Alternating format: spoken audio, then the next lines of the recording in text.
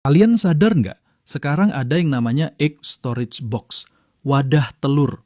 Padahal ya, dari sononya, telur tuh udah ada wadah resminya, kulitnya sendiri. Itu wadah organik, biodegradable, eco-friendly. Tapi manusia mikir, nggak cukup nih, kita kasih box lagi. Telur kayak, bro, aku udah bawa rumah dari pabrik.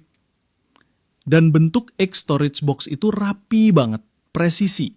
Sampai telur tuh kayak punya apartemen mewah. Satu telur di lantai satu lagi di lantai 2. Bayangin mereka ngobrol, bro, lo di unit 3B ya? Wah, gua baru KPR di 4A.